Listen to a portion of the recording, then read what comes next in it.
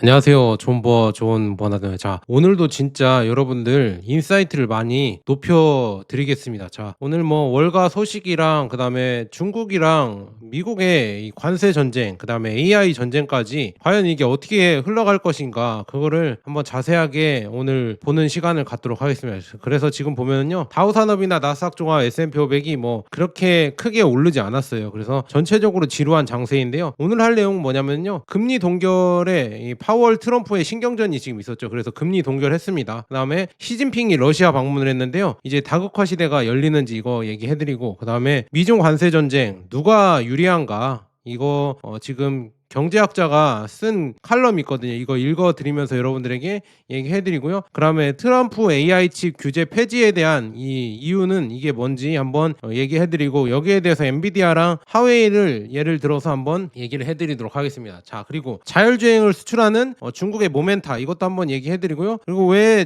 내가 지금 중국 ETF, 그러니까 중국 기술주랑 금을 왜 중요하다고 얘기하는지 이거 얘기를 한번 해드리도록 하겠습니다. 자, 여러분들 좋아요랑 구독 한 번씩 눌러주시고요. 저는 뭐 다른 이런 유튜버랑 다르게 저 나름대로 이거를 생각을 해보고 버무려보고 중국이랑 미국의 이런 입장에서 한번 서봐서 과연 이게 어떻게 될 것인가 이걸 분석해드리거든요. 그러니까 여러분들 제 유튜브 보면 좀 다르다 많이 느끼실 겁니다. 자, 맵을 보시면요. 구글이 오늘 엄청나게 많이 떨어졌고요. 엔비디아는 또 급등을 했습니다. 엔비디아는 아까 AI 칩 뭐 규제 폐지를 한다고 하니까 그것 때문에 좀 많이 올라간 것 같고요. 구글은 왜 이렇게 많이 이렇게 떨어졌냐 이렇게 보니까요. 애플 부사장이 이런 얘기를 했습니다. AI가 검색 엔진을 대체할 것. 이거 맞는 것 같거든요. 이게 왜 그러냐면요. 저도 있잖아요. 그 챗 GPT나 아니면 퍼플렉시티나 딥시크나 이런 걸로 그냥 궁금한 거 검색을 하면은 이 얘네들이 그냥 막 따다다다 다 써주거든요. 뭐 사파리에 대해서 궁금해하면은 사파리에 관해서 막 다 이렇게 설명을 해주고, 오히려 이제는 AI 검색을 아마도 제가 봤을 때는 챗 GPT나 이런 걸로 하지 않을까. 서울 뭐 강남의 맛집을 좀 얘기해줘봐 하면은 따다다다닥 리스트 나오고, 여기는 뭐가 좋고 여기는 뭐가 좋고 이런 걸 AI가 요즘은 분석을 해줘서 다 그렇게 하거든요. 그래서 제가 봤을 때는 이 검색 시장에서 AI가 진짜 주축이 될 것 같고, 그렇다고 하면은요, 이 지금 구글의 이 지금 검색 있잖아요. 이 검색량이 아마도 떨어지지 않을까 이렇게 볼 수가 있습니다. 그래서 구글도 지금 보면 제미나이들 갖고 와서 아마 AI 이쪽으로 검색하게 만든다고 하는데요. 결국에 여기 지금 누가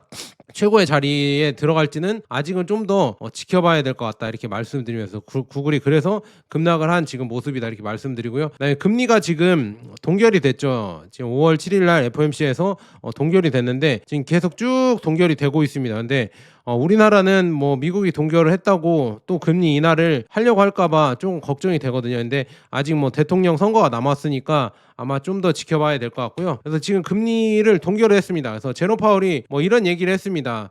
지금 무역 정책 방향에 대한 확실성이 더 확보될 때까지, 그러니까 확실한 어떤 게 나올 때까지 금리 인하나 이런 결정을 서두르지 않겠다 이런 식으로 지금 제롬 파월이 얘기를 했습니다. 그래서 제가 봤을 때는 뭐 이런 걸 다 보고 한다고 하면은요, 결국에는 이렇게 묻고 싶어요. 그럼 리세션 경기 침체가 온 다음에 이제 행동할 것이냐, 그게 좀 의문으로 남고 있거든요. 그래서 지금 이런 기사를 한번 읽어드리면요, 발표된 큰 폭의 관세 인상이 지속된다면 인플레이션 상승, 그 다음에 성장세 둔화, 실업률 증가를 야기할 가능성이 크다고 우려하면서도 관세 정책이 어떻게 진화할지, 그러니까 어떻게 진화할지, 그 다음에 또 경제에 어떤 영향을 미칠지에 대해 상당한 불확실성이 있다고 말했습니다. 그래서 이런 거는 다 트럼프 잘못이다, 트럼프 탓으로 아마 파월은 돌리려고 할 것 같고요. 그 다음에 지금 이달 내놓은 자료에서도 페드는 경제 전망에 대한 불확실성이 증가했다면서 실업률과 인플레이션이 더 높아질 위험이 커졌다. 그래서 이거 실업률과 인플레이션이 높아질 것 같으니까요. 지금 뭐 제롬 파월 의장도 이걸 얘기하잖아요. 우리의 양대 목표, 우리는 양대 목표 최대 고용, 그 다음에 물가 안정. 특히나 물가 안정을 이 페드에서는, 그러니까 미 연준에서는 가장 큰 목표로 삼고 있거든요. 그러니까 물가가 또 이렇게 올라갈 것 같으니까 그래서 지금 금리 인하를 못하는 것 같다. 그래서 좀 더 기다리겠다 이런 얘기를 하고 있습니다. 그래서 뭐 BNP 파리바의 수석 미국 이코노미스트인 제임스 에겔 호프는 이런 얘기를 했다고 합니다. 지금 보면요,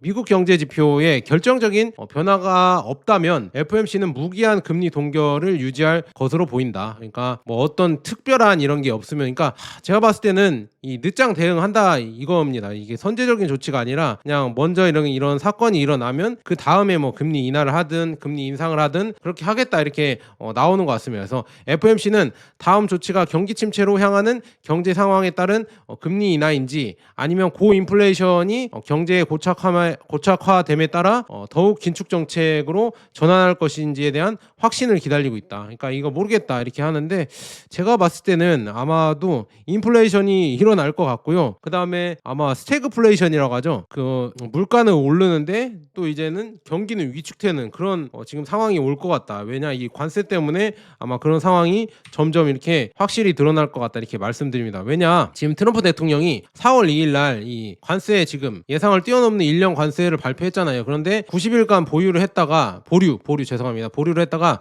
중국산 수입품의 관세율은 총 145%에 달하고 있잖아요. 그래서 중국이랑 뭐 거의 무역을 안 하겠다 이런 식으로 얘기를 하고 있는데, 과연 이게 옳은 정책인지 좀 더 지켜봐야 될 것 같고, 일단은 뭐 시장이 어떻게 반응하는지도 아직 예측이 안 되잖아요. 예전에 뭐 100년 전에 이거 관세를 했을 때 그때도 뭐 경기 침체가 왔다고 했는데 모르겠어요. 일단은 지켜봐야 될 것 같다 이렇게 말씀드리고요. 그 다음에 지금 보면 경제 지금 전망치 있잖아요. 기업에서 가게까지 미국의 인플레이션 기대치가 다 올라가고 있습니다. 계속 다 이렇게 올라가는 지금 상황이거든요. 지금 보면은요, 뭐 91년 이래로 가장 크다. 그 다음에 81년 이래로 가장 크다. 그 다음에 23년 이래로 가장 이렇게 높게 올라갔다. 이게 다들 지금 뭐라고 해야죠? 인플레이션이 가중될 것 같다. 컨슈머 인플레이션이나 뭐 이런 게 가중될 것 같다. 해서 저는 이렇게 얘기를 하고 싶어요. 날씨가 어째 우중충하다. 그래서 비가 올 것 같은데 우산 좀 챙겨야 하는 거 아닌가, 이거를 여러분들에게 묻고 싶어요. 그래서 무작정 여러분들 길게 보시고요, 무작정 지금 몰빵 투자를 해야 된다 이런 거는 아닌 것 같고요. 일단은 워렌 버핏도 현금을 가장 많이 보유를 하고 있잖아요, 역대치로. 그래서 현금을 좀 보유하시고요. 그다음에 금 비중도 조금 높이셔라. 저는 금 비중이 제 포트폴리오에서 10% 이상 넘어간 적이 지금 처음입니다. 그래서 금을 10% 이상 보유를 하고 있고요. 현금도 이제 좀 많이 모아가고 있습니다. 왜냐, 지금 어떻게 보면 비가 올 것 같거든요. 비가 안 올 수도 있겠지만 날씨가 지금 우중충해서, 이 경제 날씨가 우중충해서 비가 올 것 같아요. 그래서 이런 거는 여러분들 잘 판단하시고 투자에 참고하셨으면 좋겠고요. 그다음에 지표도 좀 안 좋게 나옵니다. 지금 무역 적자가 지금 역대급으로 갑자기 낮아졌죠. 이거 왜 그러냐면 이 관세가 되기 전에 미리미리 지금 중국에 수입을 한 거거든요. 그러니까 무역 적자가 지금 미국의 무역 적자가 갑자기 급락했고요. 이거는 뭐 관세가 이렇게 정해지면서 무역량이 줄어들면 다시 또 올라올 수도 있겠지만, 그러면은 뭐 경제가 과연 좋아질까 좀 걱정이 많이 되고요. 그다음에 불확실성이 있잖아요. 지금 글로벌 트레이드 불확실성이 계속 커지고 있다. 글로벌 무역의 불확실성이 이렇게까지 높아졌다. 트럼프의 이 관세 때문에 역대급으로 비교가 안 되죠. 이렇게 높아진 적은 없는데 이렇게 높아진 걸 봤을 때 뭔가 이제 경제에 대해서 큰 위기나 큰 크래시가 날 것 같다, 이런 지금 흐름이 가고 있습니다. 그다음에 그래서 지금 미중 고위급 무역 협상이 10일 스위스에서 개시된다고 했었는데, 지금 스콧 베센트 장관은 뭐 협상의 진전이 되지 않았다 뭐 이렇게 얘기를 하면서 따로 뭐 자세하게 협상은 안 할 것 같다 이렇게 얘기를 하고 있거든요. 그래서 제가 봤을 때도 별로 뭐 제대로 된 협상을 못 할 것 같아요, 저는 이거 봤을 때. 그리고 협상이란 게 뭐 금방 뚝딱 끝나는 게 아니잖아요. 이게 다 이제 입장차가 있을 것이고 트럼프도 있을 것이고 그다음에 중국 정부도 있을 거 아니에요. 그래서 트럼프가 뭐 145% 먼저 철회는 없다 뭐 이렇게 기선제압을 하려고 한다 이렇게 나오고 있는데, 제가 봤을 때 입장차가 서로 이렇게 좁혀지지 않으면은요, 이거는 뭐 몇 년 갈 수도 있다, 저는 그렇게 보고 있습니다. 그래서 몇 년 간다고 하면은 뭐 트럼프 임기가 끝나고 또 이제는 뭐 철회가 되거나 아예 폐기될 수도 있겠죠. 그래서 트럼프 임기 동안은 이거 주식 장세가 트럼프 한마디에 올랐다 내려갔다 조금 짜증나는 장세가 될 것 같다 이렇게 말씀드립니다. 그래서 전체적으로 합의를 보기는 저는 빠른 시일 내에 쉽지 않을 것 같다고 봅니다. 왜냐, 미국과 러시아도 지금 평화 협상을 못 하고 있는데, 그래서 그런 거 봤을 때 아마 힘들 거다 이렇게 말씀드리고요. 그다음에 시진핑이 오늘 러시아 전승절을 받아서 러시아를 방문했다고 하면서 이제는 중러 관계가 이제 점점 커지는 거 아니냐, 이 브릭스가 커지는 거 아니냐 이런 얘기가 나오고 있거든요. 그래서 러시아 전승절이 뭐냐 이렇게 보니까요, 올해 전승절에는 29개국 그러니까 29개국이 정상들이 참석을 했다고 합니다. 그래서 중국, 브라질, 그다음에 인도도 아마 참석을 했다고 이렇게 나와 있는데 아직도 좀 더 지켜봐야 될 것 같고 인도랑 지금 파키스탄이랑 지금 뭐 전쟁이 일어나고 있다 뭐 이렇게 나오고 있기 때문에 좀 더 그건 지켜봐야 될 것 같고요. 그 외의 국가들도 이렇게 참석을 했다. 결국에 이걸 보면은요 아마 시진핑이 푸틴을 만난 이유는 뭐 이런 굵직굵직한 계약을 또 하려고 하겠죠. 에너지나 뭐 식량이나 이런 데에서 러시아의 도움을 많이 받아야 될 거 아니에요. 이제 미국과 만약에 거래를 안 한다고 하면요 그쪽에서 미국에서 들어오는 식량이나 에너지 이쪽을 러시아로 돌려야 되니까 러시아랑 에너지 계약, 뭐 식량 계약 이런 것도 할 것 같습니다. 그리고 브릭스 통화가 나오는지, 브릭스 결제 시스템이 과연 나오는지 이런 거에 대해서도 그리고 브릭스 경제 체제에 대해서 아마 또 이런 논의를 하겠죠. 그다음에 지정학적 또 이제 협력을 또 할 수가 있다. 그래서 북극해나 아니면 여러 가지 지금 러시아가 이렇게 갖고 있는 지정학적 이런 협력을 아마 중국도 동참을 할 가능성이 크다. 그러니까 이게 참 미국 입장에서는 좋지 않은 것 같아요. 그래서 트럼프는 중국을 압박하려고 관세를 꺼내면서 이렇게 했지만 오히려 중국이 이제는 세계 여러 나라 돌아다니면서 유럽도 만나고 그다음에 동남아도 만나고 러시아도 만나고 하면서 자기들의 오히려 연합체를 모집 중이다. 그래서 이제는 고립이 안 될 것 같아요. 중국을 고립시키려고 미국이 관세를 하고 그다음에 막 제재를 하지만 그 고립을 이제는 중국이 안 당하는 것 같아서 좀 많이 걱정이 된다. 이렇게 볼 수 있습니다. 그래서 글로벌 체스판을 과연 누가 잘 두고 있는지 이걸 좀 주목해봐야 될 것 같고요. 그다음에 이거는 경제학상 수상자인 조셉 스티글리츠가 쓴 미국 관세 전쟁에 대한 영국 선데이 타임즈 기사를 발췌한 거거든요. 이거 한번 읽어보도록 하겠습니다. 자, 이거 과연 어떻게 될까? 누가 더 카드가 많을까? 트럼프냐 시진핑이냐 누가 카드가 많을까? 이런 지금 얘기가 나오고 있거든요. 그래서 트럼프의 실수는 간단하다고 합니다. 그는 단지 무역의 수치만 보면서 이거를 판단한 것 같다. 그는 중국이 수입보다 수출이 많기 때문에 미국이 높은 관세를 부과하여 중국의 수출을 억제함으로써 중국에 피해를 줄 수 있다고 추론한 것 같습니다. 그래서 뭐 미국 주식 유튜버들은 막 이거 하죠. 중국이 힘들어질 것이다. 중국이 뭐 이렇게 수출을 해야 되는 국가니까 수입을 하는 뭐 미국이 갑이다 뭐 또 이런 얘기하면서 또 희망으로 돌리더라고요. 근데 이거 한번 보세요, 여러분들. 읽어보세요. 지금 하지만 이 무역 전쟁에서 힘의 균형을 평가하는데 가장 중요한 것 있잖아요. 중요한 것은 대체 가능성이라고 이렇게 얘기를 합니다. 그래서 중국은 미국산 농산물 수출품인 콩과 수수 이게 제가 예전에 중요하다고 했잖아요. 이런 거 엄중한 관세를 부과할 수 있으며 국내에서는 인플레이션이 거의 없거나 전혀 없을 뿐만 아니라 이러한 수입품을 대체하고 글로벌 시장에 다른 곳에서 구매하면 된다. 그러니까 이 콩이나 뭐 대두나 아니면은 뭐 에너지 이런 거는 뭐 러시아도 있고요. 그다음에 뭐 다른 아르헨티나나 베네수엘라나 많거든요.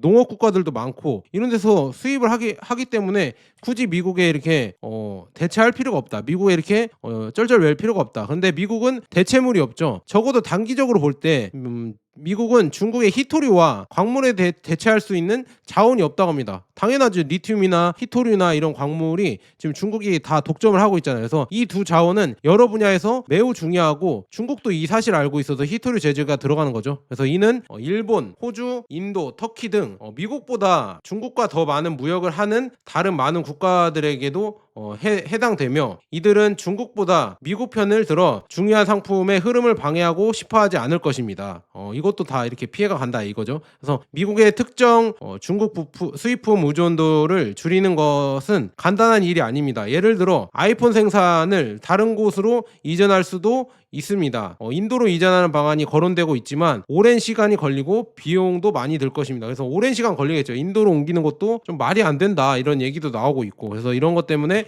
아마 미국이 좀 힘들어질 거다 이렇게 나와 있고요. 중국은 이제 물류, 제조 공급망, 그 다음에 엔지니어링 분야에서 비교 우위를 확보했습니다. 그래서 중국이 스마트폰을 비롯한 수많은 제품 생산에서 우위를 점하는 것은 결코 우연이 아닙니다. 그래서 중국에서 생산하는 것이 훨씬 저렴하기 때문입니다. 공급망이 재편됨에 따라 이러한 제품의 가격은 상승할 것입니다. 이렇게 얘기했고요. 그래서 중국은 다른 구매자를 찾아야 한다. 그래서 사물이 불균형을 이루는 두 번째 방식은 다음과 같습니다. 무역 전쟁은 주로 미국이 수입할 수 있는 품목 공급 문제 측면에서 충격을 주고 그 다음에 중국은 상품에 대한 적절한 시장을 찾는 측면에서 충격을 줍니다. 그래서 이건 수요의 문제다. 그래서 이거 보시면은요. 하지만 중국은 이러한 수요 문제를 메울 노하우 결의 그다음에 그리고 자원을 보유하고 있으며 아마도 신속하게 이를 달성할 수 있을 것입니다. 그래서 중국 내 소비가 GDP에서 차지하는 비중이 낮기 때문에 국내 수요를 자극함으로써 이를 달성할 수 있다. 그러니까 국내에서 이렇게 소비를 하거나 이런 것도 할 수 있고요. 그다음에 미국에 수출 안 하면은요, 브릭스 국가들로 수출하면 되니까 그것도 괜찮고. 근데 미국은 이런 걸 수입을 해야 되는데 중국 말고 만들어주는 국가가 없기 때문에 단기적으로 크게 피해를 많이 볼 것이다, 이렇게 예상이 되고 있고요. 그다음에 구매력 평가, 요즘 뭐 PPP라고 하잖아요. 이거 PPP로 하면은요, 경제학자들이 가격이 다를 때 경제 규모를 비교하는 표준 방식에 따른 지금 중국의 GDP는 미국보다 높은데 이는 다시 한번 국내 상품 수요를 늘릴 여지를 줄 수 있다.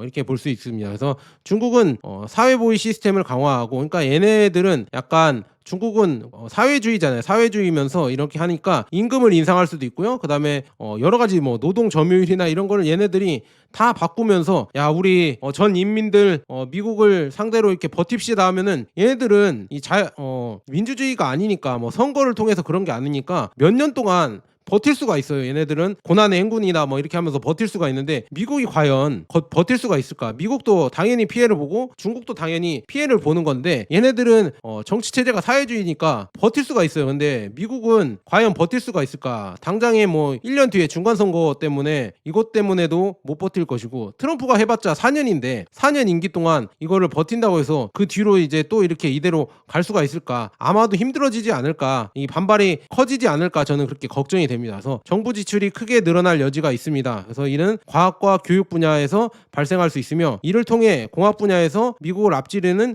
우위를 확대할 수 있고, 환경과 복용 문제에서도 발생할 수 있으며, 수천만 명 시민들이 시골에서 도시로 이주하는 것을 더욱 용이하게 할 수 있다. 뭐 이런 거를 지금 중국에서 할 수 있다고 하고요. 따라서 미국으로의 수출 감소로 인한 총 수요 부족을 전 세계에 덤핑하지 않고도 메울 수 있다고 합니다. 그래서 자체 소비를 늘려서 메울 수 있다. 왜냐, PPP가 이렇게 높고 이런 걸로 대체해서 이렇게 늘릴 수 있다, 이렇게 나오고 있으면서 이것도 뭐 어느 정도 맞는 계획이라고 저는 보고 있고요. 그래서 지금 보면요, 미국은 수년간 변혁이 필요하다고 합니다. 그래서 이 무역 전쟁으로 이 단기적으로 이렇게 변혁을 할 수 있는 게 아니라 수년간 변혁이 필요하다, 시간이 필요하다 이거죠. 그래서 미국이 무역 전쟁에서 필요로 하는 공급 측면의 조정은 실행하기가 훨씬 더 어렵고, 수년간의 투자, 그다음에 훈련 및 인프라 증가가 필요할 것입니다. 그래서 더욱이 미국은 이러한 조정의 어려움을 더욱 가중시켰습니다. 관세가 계속 인상되고, 도지가 지금 정부 효율부죠. 도지가 시행한 과감한 공공부문 감축과 맞물려 민간 부분과 공공부문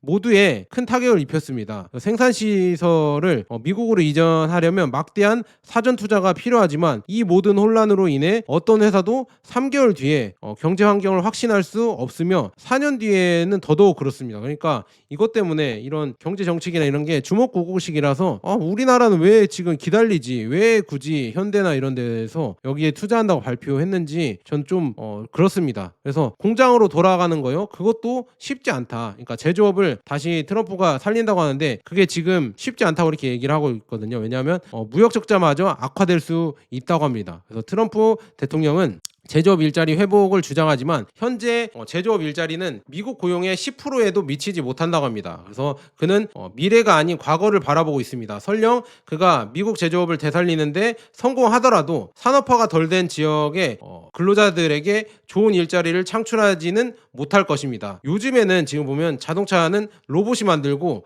최고의 회사들은 생산직 근로자만큼이나 많은 엔지니어와 연구자를 고용하고 있으며 생산 라인에서 일하는 사람들은 종종 좋은 임금을 받지 못합니다. 이것 때문에 이 제조업을 살리기 어려울 것 같다, 이렇게 나오고 있고요. 오늘날 정말 중요한 것은 서비스 및 지식 부분이지만 지금 트럼프가 미국의 상당한 소프트 파워에 가하는 피해를 감안할 때 이러한 서비스 부분에서 미국의 오랜 무역 흑자는 확실히 줄어들 것입니다. 애플, 뭐 구글, 그다음에 테슬라, 뭐 엔비디아 이런 데가 서비스 부분이잖아. 이런 데가 소프트 파워가 많이 줄어들 것이다, 이렇게 예상을 되고 있고요. 관광은 지금 뭐 미국이 비호감이 되면서 관광도 또 안 가고 있죠. 그래서 이런 게 여러 가지 지금 안 좋은 방향으로 갈 것이다. 그래서 자동화 공장 보여드릴게요. 지금 중국에 지금 이렇게 지금 샤오미나 아니면 뭐 하웨이나 비아디나 이렇게 다 자동으로 해서 이렇게 지금 자동차가 나옵니다. 지금 이렇게 보이시죠? 이 로봇 자동화가 거의 다 된 거예요. 그래서 이렇게 지금 제작이 되고 이렇게 자동차가 나오거든요. 그래서 이런 지금 규모까지 왔습니다. 그래서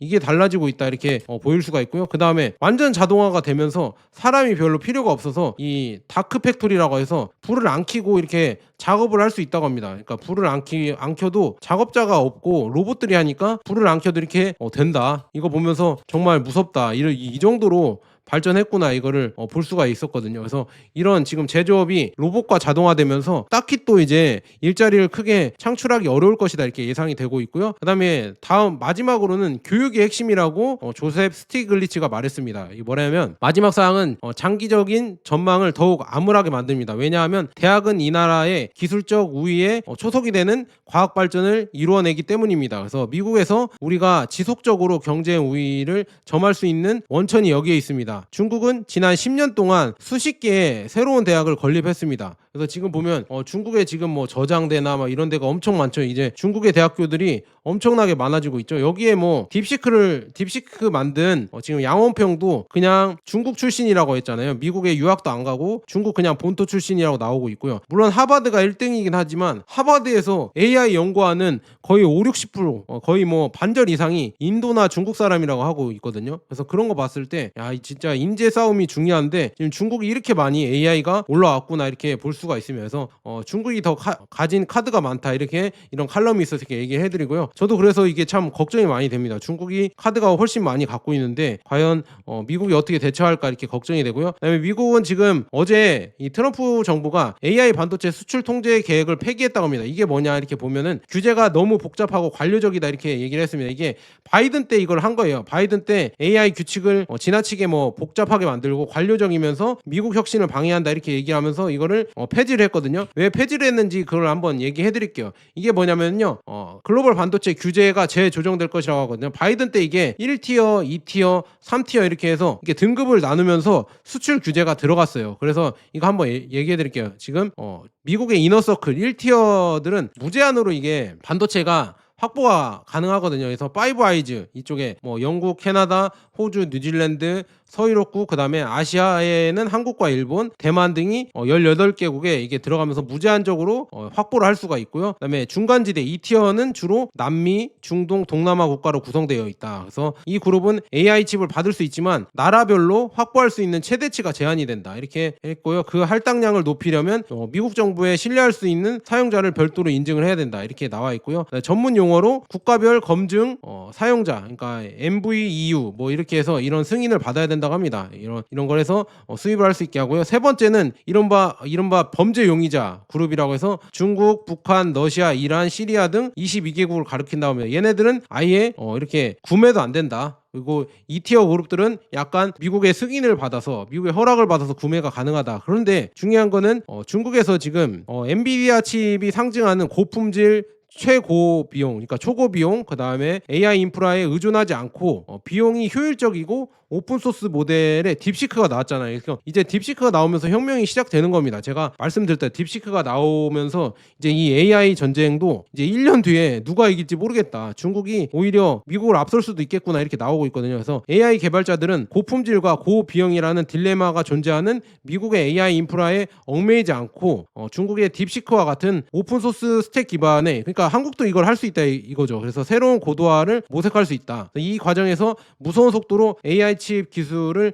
추격하고 있는 하웨이가 무서운 거죠. 하웨이가 지금 계속 따라오고 있다. 그래서 당장 젠슨왕은 이렇게 얘기했죠. 중국을 찾아서 중국은 엔비디아의 매우 중요한 시장이라며 중국과의 계속된 협력을 하기 바란다. 그래서 엔비디아 이 지금 젠슨왕이 제가 봤을 때 일론 머스크보다 더 한 수 위라니까요. 지금 이런 시장을 읽고 빠르게 지금 행동을 하고 있잖아요. 그래서 2티어 그룹인 석유 부국들 있잖아요. 사우디아라비아나 아랍에미리트나 얘네들이 이 화석 연료에 의존하는 경제를 이제는 첨단 디지털, 전기나 아니면 AI, 반도체, 그다음에 데이터 센터 이런 걸로 바꾸고 싶어 하는데 이거를 미국이 도와줘야 되는데 여기에 지금 하웨이랑 알리바바가 치고 들어간다고 합니다. 그래서 정부의 우선순위에 부합하고 데이터 주권 문제를 해결함으로써 기존의 미국 공급 업체보다 앞서 나가고 있다고 하면서 1대1로를 따라 중국의 AI 에이전트를 지원하는 AI 데이터 센터를 생각해 보세요. 그러니까 하웨이랑 알리바바가 이제는 더 효율적이고 값이 싸고, 그다음에 이게 중요한 거는 얘네들은 그것도 칩도 설치를 해주잖아요. 지금 여기 폴 트리올로 이 사람이 얘기한 게 있거든요. 지금 보면 뭐 아마존이랑 마이크로소프트, 구글 얘네들이 지금 걸프 지역에서 데이터 센터를 진다고 하는데 너무 비싸고 빠르게 안 되는데 지금 하웨이랑 알리바바가 들어가니까 빠르게 구축도 가능해지고 여기에 이제 뭐라고 해야죠? 여기에 데이터 센터도 값싸게 빠르게 지어주고 여기에 지금 뭐 6G나 5G 이쪽에서 하웨이가 지금 인프라가 엄청나게 좋잖아요. 그래서 하웨이 거 이 통신 장비도 다 이렇게 스마트 시티로 갖추게 해주고 그래서 사우디아라비아 정부도 하웨이를 이렇게 도입을 하려고 합니다. 클라우드 혁신을 통해서 하웨이의 5 장비나 데이터 센터 이런 인프라를 구매하도록 하겠다. 그래서 여기에 이렇게 되면서 여기에 이제 친환경까지 들어가잖아요. 배터리도 지금 중국에서 만들고 있고 태양광이나 이런 것도 사우디에서 할 수 있으니까 이런 것까지 지금 데이터 센터에 들어와 버리니까 결국에는 중국이랑 할 수밖에 없다. 이렇게 나와 있네요. 그래서 AI, 하웨이 클라우드가 들어오면서 이제 중국이랑 이제 점점 더 가까워진다. 그래서 이거를 지금 트럼프 정부가 경고를 하는 거죠. 이렇게 된다고 하면은요, 이 시장도 이 AI 데이터 시장도 아마 중국이 다 먹겠구나. 이거를 막아야 된다. 이렇게 해서 아마 그래서 규제를 푼 거 아닌가 이렇게 볼 수 있습니다. 그리고 엔비디아가 우려했던 일이 이미 벌어지고 있습니다. 하웨이가 지금 이집트에도 AI 데이터 센터를 건설하고 AI 클라우드 서비스를 제공하고 있다고 합니다. 그래서 각 국가는 미국 정부가 통제하는 워싱턴 DC의 폐쇄형 아크 AI 모델의 비용을 지불할 것인가 아니면 그들이 통제하는 자국 영토에 구축된 이 워싱턴 DC의 개방형 소스 모델의 비용을 지불할 것인가 이거를 선택을 하는 거다 이렇게 나와 있네요. 그래서 이렇게 쭉 보면서 딥시크는 오픈 소스니까 각 지역마다 이 데이터 센터를 각 지역마다 지을 수 있고요. 그 다음에 그 나라가 관리를 할 수가 있습니다. 근데 지금 미국에서 추진하는 이 오픈 AI는 이거는 뭐 폐쇄형이니까 미국에서 완벽하게 이거를 별도 관리를 하겠죠. 그러면은 과연 이런 정부에 있잖아요. 정부에서 갖고 있는 이런 경쟁력, 그다음에 보안 이런 거를 과연 입증을 할 수가 있을까? 그게 의심이라고 나와 있습니다. 그래서 젠슨왕도 또 이렇게 얘기를 했죠. 가장 두려워한다. 이 하웨이가 인공지능이나 이런 AI에 발전을 하면서 결국에는 하웨이랑 경쟁해서 엔비디아가 밀려버릴 수도 있지 않을까? 지금 계속 이 데이터 센터에서도 미국이 경쟁력을 잃지 않을까? 이거를 지금 젠슨왕이 경고를 하고 있습니다. 그래서 하웨이가 지금 이집트에 AI 클라우드 센터를 짓고 있고요. 알리바바와 텐센트도 전 세계 클라우드 DC를 구축하지만 하웨이 클라우드는 자체 개발한 CPU, GPU, 그다음에 하드, 그다음에 네트워크 장비 이런 거를 다 제공을 한다. 이런 거를 다 하니까 결국 아프리카랑 아시아, 남미 이런 데서도 하웨이의 데이터 클라우드를 지금 들여오려고 하고 있다. 그러니까 젠슨왕이 지금 난리 난 거예요. 지금 AI 학습용 칩 분야 선두 제조업체인 엔비디아의 젠슨왕이 지금 AI 지금 수출을 계속 해야 된다. 왜냐? 중국은 지금 향후에 2년 안에 500억 달러 규모의 약 70조 규모의 시장 AI 칩 시장으로 성장할 것이 분명하기 때문에 미리미리 지금 하웨이가 따라오기 전에 일단 엔비디아 장비 다 팔아먹자. 그다음에 나중에 뭐 하웨이가 지금 우리가 규제한다고 해서 하웨이가 안 크는 것도 아니고 지금 중국의 이런 반도체가 안 크는 게 아니니까 얘네 자립해서 키우니까 그냥 일단 열린 시장을 열어서 돈이라도 챙기자 이런 얘기를 하는 겁니다. 젠슨왕 사장이 이렇게 얘기를 하는 겁니다. 저도 여기에 말에 동의합니다. 엔비디아를 뭐 수출 안 한다고 하면요 이미 뭐 하웨이로 대체가 되면서 그다음에 다른 이런 반도체 업체들로 대체가 될 겁니다. 그렇게 되면은 돈도 못 벌고 나중에 기술력도 따라잡히고 그러면 두 가지 다 잃어버리는 거니까 차라리 돈이라도 더 많이 벌자. 얘네들이 개발해서 따라온다고 하면요 돈이라도 많이 벌자. 이렇게 엔비디아 젠슨왕 CEO는 이렇게 얘기를 하고 있습니다. 그래서 모건 스탠리도 중국이 지금 2027년경에 GPU 자립률이 약 82%까지 높일 것으로 예상을 한다고 합니다. 지금 34%인데 82%까지 올라간다고 하면요 반도체 이쪽이 얼마나 더 많이 주가가 오를지 이거는 뭐 상상에 맡기겠습니다. 자, 그래서 저는 반도체 ETF 중국의 반도체 ETF 괜찮다고 말씀드렸고요. 하웨이가 무서운 게 뭐냐면요 이거 또 말씀드리는데 기술 생태계가 미쳤습니다. 애플이나 ASML 그다음에 어플라이드 머티리얼즈 TSMC 이런 거를 다 합쳐놔서 개발을 할 수가 있고요. 얘네들은 지금 통신이나 아니면 자율주행, AI, 반도체, 그다음에 여러 가지를 하웨이가 다 해버립니다. 그래서 이게 참 무섭다. 그래서 하웨이랑 다 협력을 해서 지금 여러 가지를 만들어내고 있고요. 7나노 칩 양산에 또 들어가 있고, 그다음에 GPU도 생산하고 있어서 참으로 진짜 무서운 기업이다 이렇게 말씀드립니다. 자, 이렇게 해서 AI가 왜 이렇게 풀어놨는지 이거를 말씀드렸고요. 네, 포드는 지금 멕시코산 미국 수출 자동차가 가격 인상을 했다고 합니다. 그래서 이거는 뭐 아마 관세의 이런 영향 때문에 생산 차종 중 일부를 $600에서 $2,000 인상을 했다고 하면서 통상적으로 가격 조정과 관세의 영향이 결합되어 있다. 그래서 머스탱 막이나 그다음에 마이나 픽업 트럭 매버릭이나 SUV 차량이죠. 그리고 브론코 스포트 이거를 3종을 관세 이런 것 때문에 가격 인상을 했다 이렇게 나와 있고요. 그다음에 BMW CEO 올리버 칩스는 트럼프 자동차 관세는 일시적이다. 그래서 7월부터 인하할 전망이다 이렇게 얘기가 나오고 있는데 이 사람 말대로 될지는 한번 지켜봐야 될 것 같다 이렇게 말씀드리고요. 자율주행 좀 얘기를 해드릴게요. 자율주행이 지금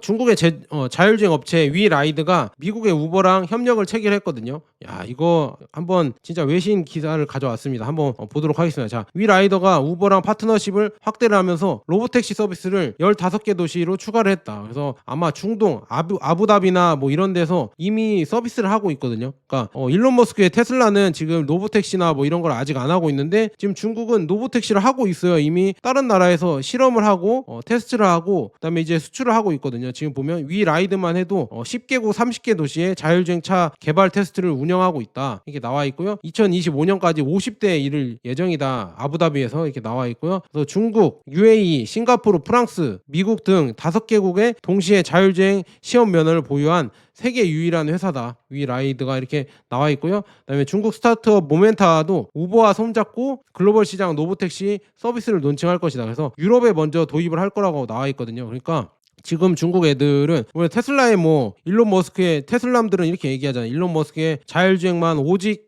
뭐 최고 존엄이다 뭐 이렇게 얘기를 하고 있는데 지금 이 모멘타나 위라이드나 뭐 하웨이나 비아디나 다들 자율주행을 지금 개발하고 있고요. 특히나 모멘타랑 위라이드 뭐 이런 데에는 이제는 수출을 하고 있잖아요. 수출을 하면서 테스트를 하고 있으니까 우버랑 또 협력을 하는 거 봤을 때 이 로보택시 이쪽에서도 중국의 기술이 많이 올라왔구나. 그래서 우리가 무시하면 안 될 텐데 매번 무시만 하고 있어서 나중에 뒤통수 당할까 봐 좀 걱정이 많이 되고요. 그래서 저는 지금 뭐 ETF들 차이나 전기차도 있고 미국 ETF들도 모아가고 있죠. 미국 ETF들도 모아가고 있고 그다음에 금 ETF도 당연히 모아가고 있습니다. 그래서 이런 거 여러분들 골고루 담으셔라. 그다음에 중국 ETF들 있잖아요.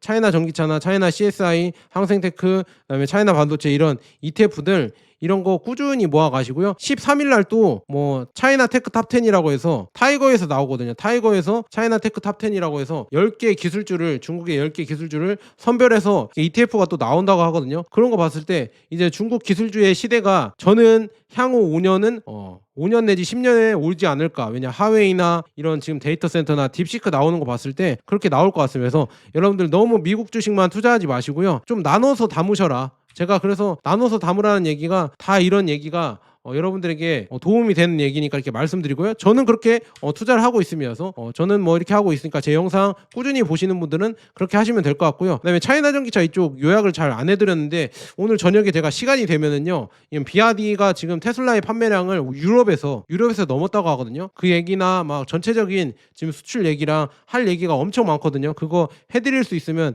해드리도록 하겠습니다. 자, 여기까지 존 버나드였습니다. 여러분 구독과 좋아요는 정말 사랑입니다. 감사합니다.